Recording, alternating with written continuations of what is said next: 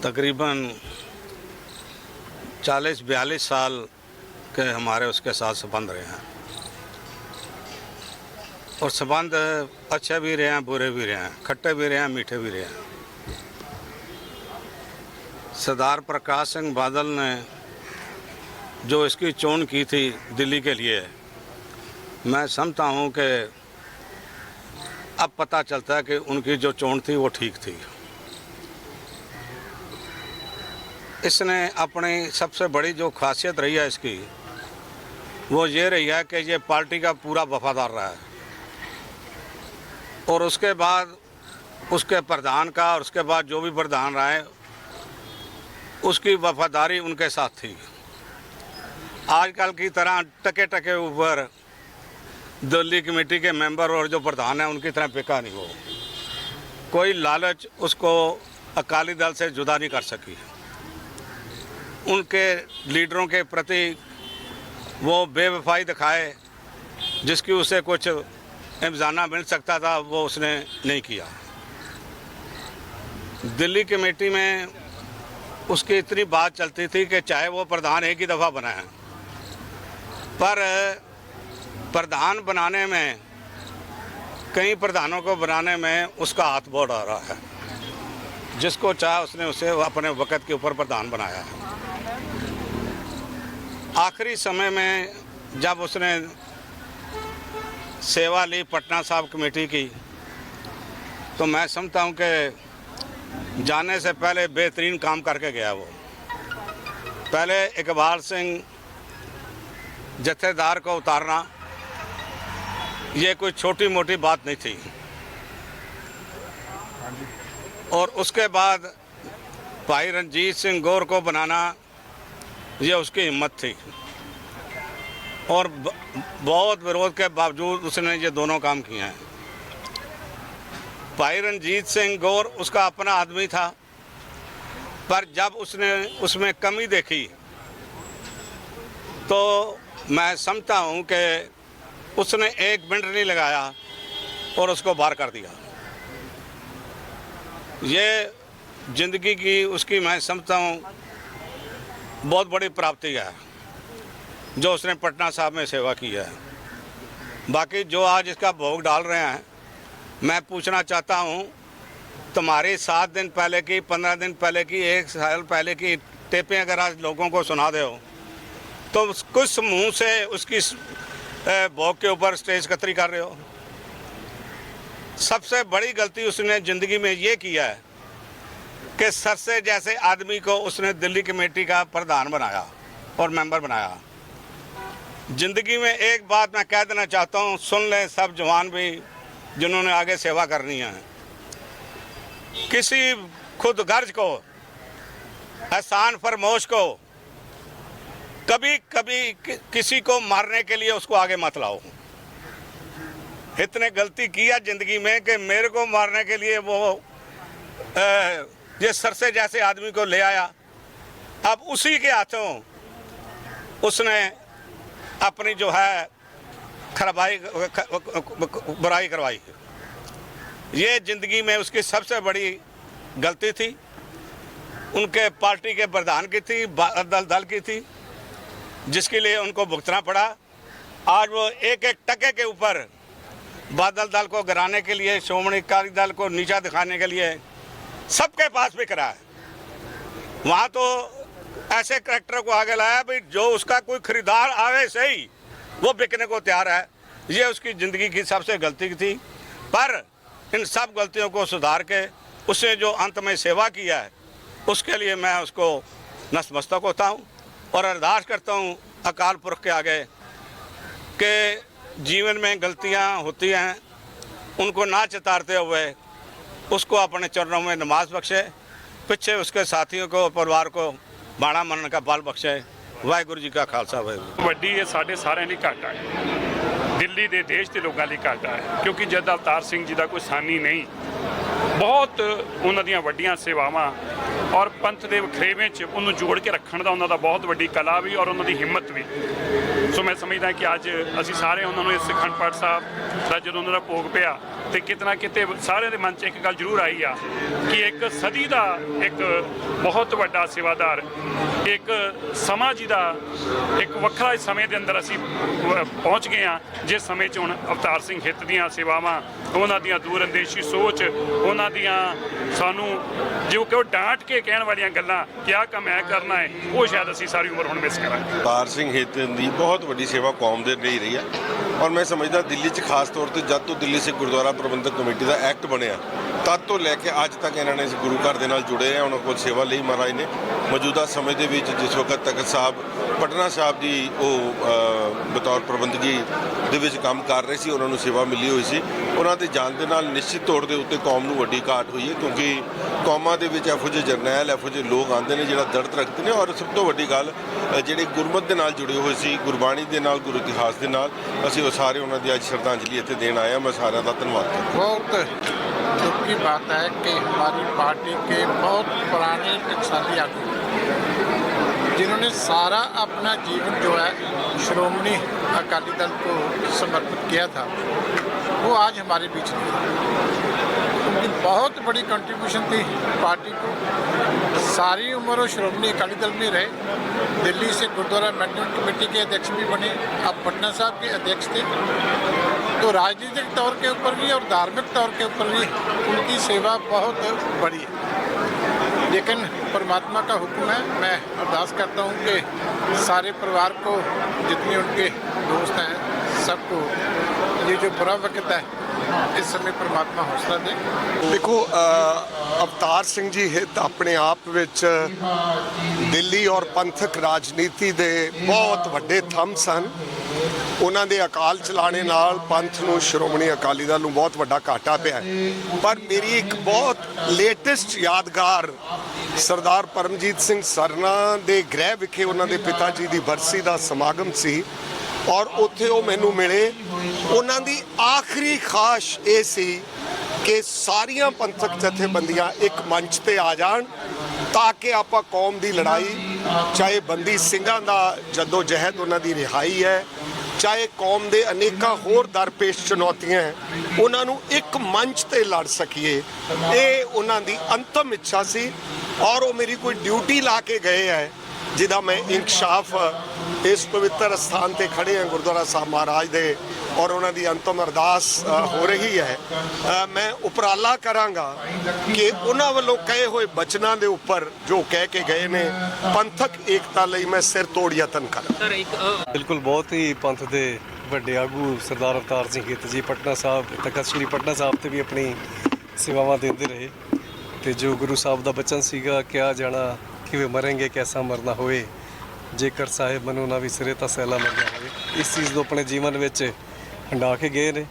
ਤੇ ਜੋ ਸਾਡਾ ਜੀਵਨ ਹੁੰਦਾ ਇੱਕ ਦੁਨੀਆ ਨੂੰ ਦਿੱਤੇ ਜਾਣ ਵਾਲਾ ਸੰਦੇਸ਼ ਹੁੰਦਾ ਤੇ ਬਹੁਤ ਇੱਕ ਪ੍ਰਭਾਵਸ਼ਾਲੀ ਸੰਦੇਸ਼ ਆਪਣੇ ਜੀਵਨ ਰਾਹੀਂ ਸਰਦਾਰ ਅਵਤਾਰ ਸਿੰਘ ਜੀ ਛੱਡ ਕੇ ਗਏ ਨੇ। ਵਾਹਿਗੁਰੂ ਉਹਨਾਂ ਦੀ ਆਤਮਾ ਨੂੰ ਆਪਣੇ ਚਰਨਾਂ 'ਚ ਨਿਵਾਸ ਬਖਸ਼ਣ। ਅੱਜ ਅੰਤਮ ਅਰਦਾਸ ਹੋਈ ਹੈ ਇੱਥੇ, ਸ਼ਰਧਾਂਜਲੀ ਆਪਾਂ ਸਾਰਿਆਂ ਨੇ ਸਾਂਝੇ ਤੌਰ ਤੇ ਦਿੱਤੀ ਹੈ। ਵਾਹਿਗੁਰੂ ਪਰਿਵਾਰ ਨੂੰ ਵੀ ਪਿੱਛੇ ਪਾਣਾ ਬੰਦਾ ਬੰਦਾ। ਸਰਦਾਰ ਅਵਤਾਰ ਸਿੰਘ ਹਿੱਤ ਆਪਣੇ ਆਪ 'ਚ ਬਹੁਤ ਵੱਡੀ ਸ਼ਖਸੀਅਤ ਹੋਏ ਹਨ ਔਰ ਮੈਂ ਸਮਝਦਾ ਹਾਂ ਕਿ ਉਹਨਾਂ ਦਾ ਜਾਣਾ ਜਿੱਥੇ ਪੰਥ ਲਈ ਘਾਟੇ ਦੀ ਗੱਲ ਹੈ, ਉੱਥੇ ਦੇਸ਼ ਲਈ ਬਹੁਤ ਵੱਡੀ ਇੱਕ ਛਤੀ ਹੈ। ਜਿੱਥੇ ਪ੍ਰਧਾਨ ਮੰਤਰੀ ਨਰਿੰਦਰ ਮੋਦੀ, JP ਨੱਡਾ ਜੀ, ਸਾਰੇ ਵੱਡੇ ਆਗੂਆਂ ਨੇ ਉਹਨਾਂ ਨੂੰ ਸ਼ਰਧਾਂਜਲੀ ਭੇਟ ਕੀਤੀ ਹੈ। ਮੈਂ ਆਪਣੇ ਜੀਵਨ ਦੇ ਵਿੱਚੋਂ ਇਹੀ ਕਹਿਣਾ ਚਾਹਾਂਗਾ, ਹਿੱਤ ਸਾਹਿਬ ਨੇ ਦੁਨੀਆ ਦੇ ਅੰਦਰ ਆ ਕੇ ਬਹੁਤ ਵੱਡੇ ਵੱਡੇ ਕਾਰਜ ਕੀਤੇ ਹਨ ਤੇ ਜਿੱਥੇ ਮੈਂ ਆਪਣੇ ਵੱਲੋਂ ਸ਼ਰਧਾ ਸੁਮਨ ਭੇਟ ਕਰਦਾ, ਉੱਥੇ ਹੀ ਉੱਤਰ ਪ੍ਰਦੇਸ਼ ਦੇ ਮੁੱਖ ਮੰਤਰੀ ਯੋਗੀ ਆਦਿੱਤਿਆਨਾਥ ਜੀ ਵੱਲੋਂ ਵੀ ਉਹਨਾਂ ਦੇ ਪ੍ਰਤੀ, ਉਹਨਾਂ ਦੇ ਪਰਿਵਾਰ ਪ੍ਰਤੀ ਸ਼ੋਕ ਦੀ ਸੰਵੇਦਨਾ ਭੇਟ ਕਰਦਾ ਹੋਇਆ ਉਹਨਾਂ ਨੂੰ ਸ਼ਰਧਾਂਜਲੀ ਅਰਪਿਤ ਕਰਨਾ। ਵਾਹਿਗੁਰੂ ਜੀ ਕਾ ਖਾਲਸਾ। ਅੱਜ ਜਥੇਦਾਰ ਅਵਤਾਰ ਸਿੰਘ ਹਿੱਤ ਜੀ ਜੋ ਕਿ ਨਿਧੜਕ ਜਰਨੈਲ ਸੀ, ਆਪਾਂ ਵੀ ਕਹਿ ਸਕਦੇ ਕਿ ਰਾਮਗੜੀਆਂ ਦੇ ਵੀ ਤਗੜੇ ਬੁਲਾਰੇ ਸੀ, ਸਿੱਖ ਕੌਮ ਦੀ ਸ਼ਾਨ ਸੀ, ਆਨ ਸੀ। ਅੱਜ ਉਹਨਾਂ ਦੀ ਅੰਤਿਮ ਅਰਦਾਸ ਸੀ ਕਿਉਂਕਿ ਇਹ ਜਿਹੜਾ ਘਾਟਾ ਪਿਆ ਇਹ ਕਦੀ ਵੀ ਪੂਰਾ ਨਹੀਂ ਹੋਣਾ ਘਾਟਾ, ਕਿਉਂਕਿ ਜਿਸ ਤਰੀਕੇ ਨਾਲ ਉਹਨਾਂ ਨੂੰ ਗੁਰਬਾਣੀ ਦੇ ਗਿਆਤਾ ਸੀ, ਜੋ ਵੀ ਪੁੱਛ ਲਓ ਉਹਨਾਂ ਨੂੰ, ਰਾਜਨੀਤਿਕ ਸੂਝ-ਬੂਝ, ਸਮਝ, ਆਪਾਂ ਨੂੰ ਕੋਈ ਵੀ ਦਿੱਕਤ ਆਉਂਦੀ ਸੀ ਅਸੀਂ ਉਹਨਾਂ ਦੇ ਕੋਲ ਜਾਂਦੇ ਸੀ, ਜਾ ਕੇ ਸਮਝਦੇ ਸੀ, ਤਾਂ ਹੀ ਅੱਗੇ ਚੱਲਦੇ ਸੀ। ਤੇ ਅੱਜ ਇਹ ਸਭ ਤੋਂ ਵੱਡਾ ਕੌਮ ਨੂੰ, ਪੰਥ ਨੂੰ ਲਾਸ ਹੋਇਆ ਹੈ ਇਹਦੇ ਨਾਲ ਸ਼੍ਰੋਮਣੀ ਅਕਾਲੀ ਦਲ ਨੂੰ ਵੀ ਬਹੁਤ ਵੱਡਾ ਲਾਸ ਹੋਇਆ ਕਿਉਂਕਿ ਦਿੱਲੀ ਵਿੱਚ ਅਵਤਾਰ ਸਿੰਘ ਹਿੱਤ ਬਨਾਮ ਸ਼੍ਰੋਮਣੀ ਅਕਾਲੀ ਦਲ ਹੁੰਦਾ ਸੀ ਕਿਉਂਕਿ ਉਹਨਾਂ ਨੇ ਜਦੋਂ ਤੋਂ 1940 ਤੋਂ ਰਾਜਨੀਤੀ 'ਚ ਆਏ ਤੇ ਇਹਦੇ 'ਚ ਹੀ ਲੱਗੇ ਰਹੇ। ਉਹ ਸਾਰਾ ਉਹਨਾਂ ਨੇ ਆਪਣੀ ਜ਼ਿੰਦਗੀ ਜਿਹੜੀ ਸੀ ਉਹ ਸ਼੍ਰੋਮਣੀ ਅਕਾਲੀ ਦਲ ਦੇ ਨਾਮ ਤੇ ਨਿਸ਼ਾਵਰ ਕਰਦੀ, ਸਿੱਖ ਕੋ ਪੰਥ ਔਰ ਕੌਮ ਨੂੰ ਨਿਸ਼ਾਵਰ ਕਰਦੀ। ਔਰ ਉਹ ਕਹਿੰਦੇ ਹੁੰਦੇ ਸੀ ਕਿ ਮੈਂ ਜਦੋਂ ਵੀ ਜਾਵਾਂ ਪ੍ਰਧਾਨਗੀ 'ਚ ਜਾਣਾ ਮੈਂ ਉਹ ਦੇਖੋ ਪਟਨਾ ਸਾਹਿਬ ਦੇ ਪ੍ਰਧਾਨ ਸੀ, ਸ਼੍ਰੋਮਣੀ ਅਕਾਲੀ ਦਲ ਦੇ ਜਿਹੜੇ ਪ੍ਰਧਾਨ ਸੀ ਪ੍ਰਧਾਨਗੀ 'ਚ ਗਏ, ਬੜੀ ਸ਼ਾਨ ਨਾਲ ਗਏ। ਔਰ ਉਹਨਾਂ ਦੇ ਜਿਹੜੇ ਗੁਰੂ ਸਾਹਿਬ ਕਹਿੰਦੇ ਨੇ ਕਿ ਜਦੋਂ ਕਹਿੰਦੇ ਸੀ ਗੁਰੂ ਮੈਨੂੰ ਆਪ ਲੈਣ ਆਏਗਾ, ਨਿਤਨੇਮ ਕਰਦੇ ਹੋਏ ਉਹਨਾਂ ਦੇ ਸਵਾਸ ਨਿਕਲੇ। ਔਰ ਅਸੀਂ ਸੱਚੇ ਪਾਤਸ਼ਾਹ ਅੱਗੇ ਅਰਦਾਸ ਕਰਦੇ ਹਾਂ ਕਿ ਤੁਸੀਂ ਉਹਨਾਂ ਨੂੰ ਆਪਣੇ ਚਰਨਾਂ 'ਚ ਹੀ ਰੱਖੋ ਔਰ ਆਪਾਂ ਕੋਸ਼ਿਸ਼ ਕਰੀਏ ਕਿ ਜੋ ਉਹਨਾਂ ਨੇ ਸਾਨੂੰ ਪੂਰਨੇ ਬਾਰੇ ਆਪਾਂ ਉਹਨਾਂ ਤੇ ਚੱਲ ਸਕੀਏ ਤੇ ਉਹਨਾਂ ਦਾ ਨਾਮ। ਇੱਕ ਸਾਹਿਬ ਨੇ ਦੇਖੋ ਕੰਮ ਬੜੇ ਵਧੀਆ ਕੀਤੇ ਨੇ, ਅੱਜ ਇਹਨਾਂ ਦੀ ਅੰਤਿਮ ਅਰਦਾਸ ਤੇ ਪੂਰੀ ਦੁਨੀਆ ਆਈ ਹੋਈ ਹੈ ਔਰ ਜੋ ਉਹਨਾਂ ਨੇ ਕੰਮ ਕੀਤੇ ਨੇ ਬਹੁਤ ਵਧੀਆ ਕੰਮ ਕੀਤੇ ਨੇ। ਮਗਰ ਇੱਕ ਗੱਲ ਮੈਂ ਕਹਿਣਾ ਚਾਹਾਂਗਾ ਕਿ ਹਿੱਤ ਸਾਹਿਬ ਨੇ ਜੋ ਆਪਣੇ ਮਰਨ ਤੋਂ ਪਹਿਲੇ ਜੋ ਬਿਆਨ ਦਿੱਤਾ ਨਾ ਉਹ ਬੜਾ ਵਧੀਆ ਬਿਆਨ ਦੇ ਗਏ ਨੇ ਕਿ ਭਈਆ ਜਿਹੜੇ ਵੀ ਬੰਦੇ ਹੈਗੇ ਨੇ ਜੇ ਮੇਰੇ ਅਗਰ ਕੱਲ ਨੂੰ ਮੈਨੂੰ ਕੁਝ ਅਗਰ ਹੋ ਜਾਂਦਾ ਤੇ ਉਹਦੀ ਜ਼ਿੰਮੇਵਾਰ ਜਿਹੜੀ ਹੈਗੀ ਨੇ ਕਮੇਟੀ ਦੇ ਕੁਝ ਮੈਂਬਰ ਹੋਣਗੇ, ਕਮੇਟੀ ਦੇ ਕੁਝ ਬੰਦੇ ਹੋਣਗੇ। ਮੈਂ ਕਹਿੰਦਾ ਵਾ ਅੱਜ ਦੀ ਤਰੀਕ ਦੇ ਵਿੱਚ ਹੁਣ ਦੇਖਿਆ ਕਿ ਜਦੋਂ ਇਹਨਾਂ ਦਾ ਜਦੋਂ ਭੋਗ ਸੈਰੇਮਨੀ ਹੋ ਰਹੀ ਸੀ ਕਿ ਅੰਤਿਮ ਅਰਦਾਸ ਦੇ ਵਿੱਚ ਕਈ ਲੀਡਰ ਬੜਾ ਕੁਝ ਬੋਲੇ ਹੈਗੇ ਨੇ ਔਰ ਲੀਡਰਾਂ ਨੂੰ ਬੋਲਣਾ ਚਾਹੀਦਾ ਹੈਗਾ ਕਿ ਉਹਨਾਂ ਦੇ ਵਿੱਚ ਬੇਸਿਕਲੀ ਜਿਹੜੇ ਰਾਜ ਛੁਪਾਏ ਸੀਗੇ ਉਹਨਾਂ ਨੇ ਇੱਕ ਰਾਜ ਦਾ ਪਰਦਾ ਫਾਸ਼ ਕੀਤਾ ਸੀਗਾ। ਮੇਰੇ ਹਿੱਤ ਸਾਹਿਬ ਨਾਲ ਬੜੇ ਆਪਸ ਦੇ ਵਿੱਚ ਬੜਾ ਕੁਝ ਉਹਨਾਂ ਨਾਲ ਵੈਰ ਵਿਰੋਧ ਵੀ ਮੇਰਾ ਚੱਲਦਾ ਸੀਗਾ।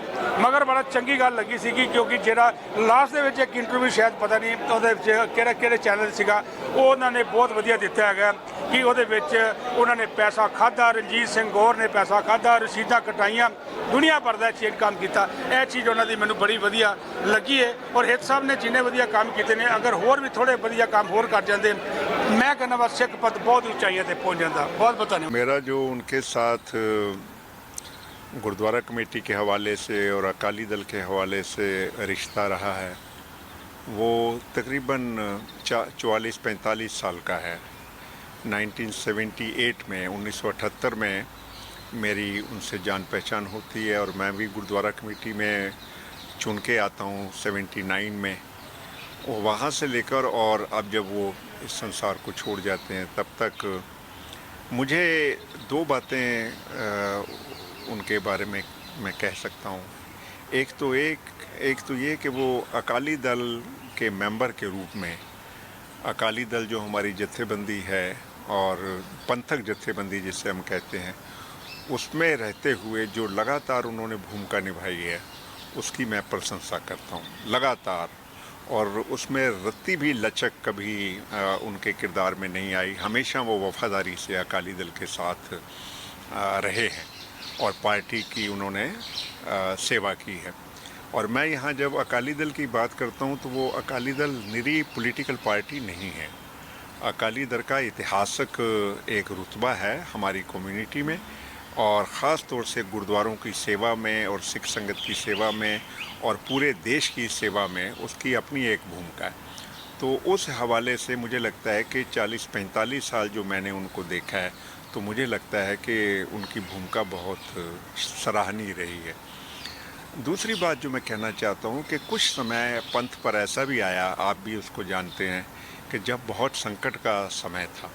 वो चाहे ब्लू स्टार ऑपरेशन की बात हो, 1984 की बात हो या उससे पहले जब धर्मयुद्ध मोर्चा लगता है पंजाब में तब की बात हो, जब बहुत ज़्यादा एक संकटमय स्थिति पैदा हो गई थी सिखों के लिए और उस वक़्त बहुत इस किस्म की बात भी होती थी कि थोड़ी सख्ती होती थी एडमिनिस्ट्रेशन की तरफ से और कई बार जेल जाना पड़ा। मैं भी बहुत टाइम जेल गया हूँ। तो और उस वक़्त जेल जाना और कुर्बानी देना और संघर्ष में हिस्सा लेना और संघर्ष का साथ देना जो पंथक संघर्ष है और इंसाफ की मांग करना, चाहे वो ब्लू स्टार ऑपरेशन की बात हो, चाहे बाद में 1984 के जो दंगे हैं, कत्लेआम है, उसके बारे में बात हो, तो लगातार उस लड़ाई में मुझे लगता है कि अवतार सिंह हित की जहां और लोगों की भूमिका है दिल्ली में, उनकी भूमिका काफ़ी अग्रणी रही है उस मोर्चे में, उस संघर्ष में ऑलमोस्ट। और मुझे खुद याद है कि मैं जेल में था ब्लू स्टार ऑपरेशन के वक्त और वहाँ भी जेल में भी उन्होंने कई यात्राएं जेल में उनको करनी पड़ी उस दौर में सारे में। तो ये मुझे लगता है कि जो संघर्ष है उस संघर्ष के दौर में जब संकट का समय है, उस समय उन्होंने जो दिलेरी दिखाई है उसकी भी मैं तारीफ़ करना चाहता हूँ। और गुरुद्वारा प्रबंधक कमेटी में एज प्रधान वो रहे और लगातार मेंबर रहे दिल्ली गुरुद्वारा कमेटी के। वो और कितनी इंस्टीट्यूशन, एजुकेशनल इंस्टीट्यूशंस बनी हैं, तो कहीं ना कहीं उनकी भूमिका रही है उस सारे दौर में। तो मुझे लगता है कि जो शिक्षा का प्रसार है दिल्ली में, जो हमारे पब्लिक स्कूल हैं GHPS और हमारे एडेड स्कूल हैं, हमारे कॉलेज हैं, जो हमारी एजुकेशनल जो बनतर है दिल्ली से गुरुद्वारा प्रबंधक कमेटी में, क्योंकि उनके पास लंबा समय है, 40-45 साल वो दिल्ली गुरुद्वारा कमेटी में रहे, तो वो अपनी भूमिका निभाते रहे। तो मुझे लगता है कि एक वर्कर से लेकर एक नेता तक जो उनकी भूमिका है उसकी मैं सराहना करता हूँ। और मेरी यही अरदास है कि परमात्मा उनको अपने चरणों में निवास दे और उनके परिवार को ये जो दुखद भाना है वो मानने की शक्ति प्रदान। मैं कह सकदा कि दिल्ली ਦੀ ਸਿੱਖ ਸਿਆਸਤ ਦਾ ਇੱਕ ਯੁੱਗ ਜਿਹੜਾ ਉਹ ਹਿੱਤ ਸਾਹਿਬ ਦੇ ਜਾਣ ਦੇ ਨਾਲ ਖਤਮ ਹੋਇਆ ਹੈ। ਹਿੱਤ ਸਾਹਿਬ ਦਾ ਜੋ ਅਕਾਲੀ ਦਲ ਦੇ ਪ੍ਰਤੀ, ਕੌਮ ਦੇ ਪ੍ਰਤੀ ਜਾਂ ਸਿੱਖਾਂ ਦੇ ਪ੍ਰਤੀ, ਸਿੱਖ ਮੁੱਦਿਆਂ ਦੇ ਪ੍ਰਤੀ ਜੋ ਉਹਨਾਂ ਦਾ ਯੋਗਦਾਨ ਹੈ ਉਹਨੂੰ ਭੁਲਾਇਆ ਨਹੀਂ ਜਾ ਸਕਦਾ। ਔਰ ਇਤਿਹਾਸ ਦੇ ਵਿੱਚ ਜਿਹੜੇ ਕੰਮ ਸਰਦਾਰ ਅਵਤਾਰ ਸਿੰਘ ਹਿੱਤ ਕਰਕੇ ਗਏ ਹੈ, ਪਾਰਟੀ ਵਾਸਤੇ ਕਰਕੇ ਗਏ ਹੈ, ਕੌਮ ਵਾਸਤੇ ਕਰਕੇ ਗਏ ਹੈ, ਉਹਨਾਂ ਨੂੰ ਹਮੇਸ਼ਾ ਯਾਦ ਰੱਖਿਆ ਜਾਏਗਾ। ਮੈਂ ਜਾਤੀ ਤੌਰ ਤੇ ਜਿੰਨਾ ਕੁ ਹਿੱਤ ਸਾਹਿਬ ਨੂੰ ਸਮਝਦਾ ਹਾਂ ਜਾਂ ਉਹਨਾਂ ਨੂੰ ਦੇਖਿਆ ਹੈ, ਉਹਨਾਂ ਦਾ ਜੋ ਜਜ਼ਬਾ ਸੀਗਾ, ਵਾਕਈ ਉਸ ਜਜ਼ਬੇ ਦਾ ਇਨਸਾਨ ਜਿਹੜਾ ਬਹੁਤ ਘੱਟ ਅੱਜ ਦੇ ਯੁੱਗ ਦੇ ਵਿੱਚ ਦੇਖਣ ਨੂੰ ਮਿਲਦਾ ਹੈ। ਸੋ ਮੈਂ ਸਮਝਦਾ ਜਿੱਥੇ ਕੌਮ ਨੂੰ ਘਾਟਾ ਹੋਇਆ ਹੈ, ਸ਼੍ਰੋਮਣੀ ਅਕਾਲੀ ਦਲ ਨੂੰ ਘਾਟਾ ਹੋਇਆ ਹੈ, ਇਹ ਘਾਟਾ ਕਦੇ ਵੀ ਪੂਰਾ ਨਹੀਂ ਹੋ ਸਕਦਾ। वाहिगुरू जी का खालसा, वाहिगुरू जी की फतेह। हित साहब के साथ मेरी यादें तो ऐसे रही हैं, मैं वैसे 78 से मेरे साथ हैं वो, और मैं बता नहीं सकता हूँ आपको कि ये बाणी में, दोस्ती यारी में, काम करने में और काम करवाने में जो इनमें आर्ट था ना, हमारे मेरे को किसी भी नेता में लगता नहीं है कि भी वो ऐसा होगा। और 2 साल मैं लगातार सुबह 4 बजे उठ के इनके साथ जाता था गुरुद्वारा बंगला साहब में। तो रास्ते में हम नितनेम करते थे और ये ब्रजौरी गार्डन से बंगला साहब पहुँचते इनका नितनेम ये ख़त्म कर लेते थे। मतलब इतनी बानी इनको याद थी। और तो मैं क्या आपको बताऊं कि जब भी हम गए हैं, कभी अमृतसर जाना पड़ा या कभी हम अनंतपुर साहब गए या कभी हम इधर गए, अपना आगरे भी एक बार हम गए थे, गुरु के ताल गए थे, तो वहाँ पर जाते हुए हमारे मतलब टोटल बानी की बातें होती थी। और इनको इतना ज्ञान था कि मैं बयान से भी नहीं कर सकता कि जिस हिसाब से था। और कि ये कोई काम इनको बोल दिया तो इनको याद रहता था, हम भूल जाएं तो फिर ये याद है, फिर टेलीफोन करते थे, हाँ जी ये हो गया। बाकी मैं बताऊं आपको, एक ये अच्छे दोस्त थे और अच्छे ये मतलब मैं आपको किस हिसाब से समझाऊं कि भाई ये ना बहुत ही दोस्ती यारी में कदर करने वाले। और मेरे को ये इन्होंने, मैं तो अपना बिजनेसमैन था, अच्छा बिजनेसमैन था, मेरे तो एक था कि भाई चलो एक अच्छे आदमी से हमारी होनी चाहिए बातचीत। जैसे बादल साहब को मेरे को इन्होंने मिलाया, सुबीर बादल से इन्होंने मिलाया और बड़ी अच्छी तरीके से हमारा सारी उम्र चली उधर। और तो और के ये ना कहीं पर भी हमने इनको कोई, हमें किसी बात पे कोई ऐसा लगा, अगर बॉम्बे में कोई हमें प्रॉब्लम आई तो ये बॉम्बे उठ के चले गए मेरे साथ। उस टाइम वो छिंदे थे अपना मुख्यमंत्री। तो मेरा कहने का मतलब ये है कि ये एक अच्छे दोस्त, अच्छे अपना भाई की तरह और अच्छे बानी वाले, अच्छे बाने वाले, अच्छे सब, मतलब इनमें कोई ऐसी चीज़ नज़र नहीं आई मेरे को जिसमें ना कोई ऐसा किया जा सके।